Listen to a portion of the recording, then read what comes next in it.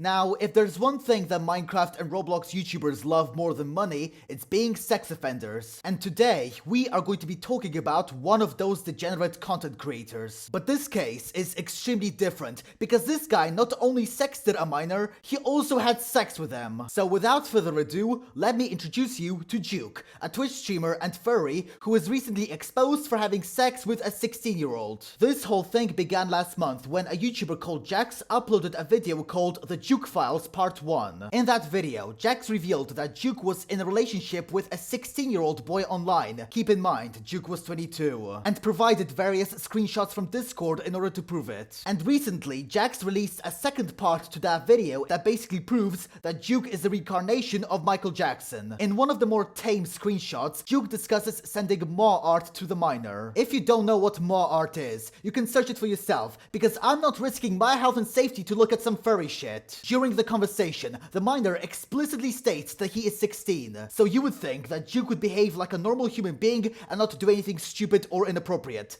Well, you would be seriously mistaken, because even though Juke knew that the person he was talking to was a minor, he still decided to do erotic roleplay with him. Here's a screenshot of that conversation, and honestly, I've never felt more disgusted since 365 Days came out. Now, at this point, a normal person would stop what they're doing and go and seek some help, but unfortunately, Juke has the brain capacity of an aborted baby, so he didn't do that. What he did instead was continue sending inappropriate messages to the minor, and even sent him a picture of his own dick. I find it incredible how this guy, a 22-year-old, can pay tax but still not know the age of consent. But if you thought that him sending a picture of his own sausage was bad, well, things are just about to get a lot worse. On 12th of November, Juke sent a message to the minor which read, "What if I were to tell you that sometime next week I might come over?" Juke tells the minor to try and convince his mother to let him come over, and also tells him to tell her that he is 19 and not 22. I think you can already see where this is going. On the 15th of November, Juke sent the minor a screenshot of the Google Maps app which showed him entering the minor's state. After a couple of messages, there was silence,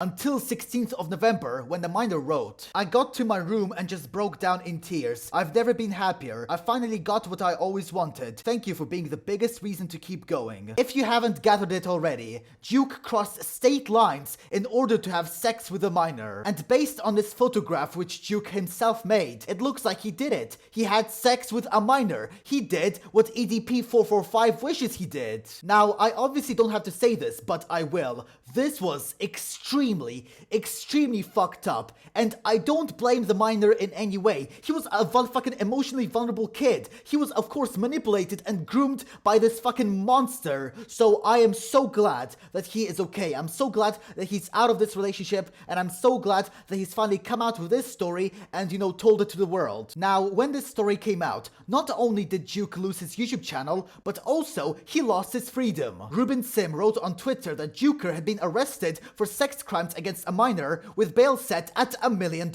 In addition to that, one of Juker's best friends, Petrified TV, made a video addressing the situation. I want to make this video because I found out some new stuff, and I honestly feel guilty, and try not to cry.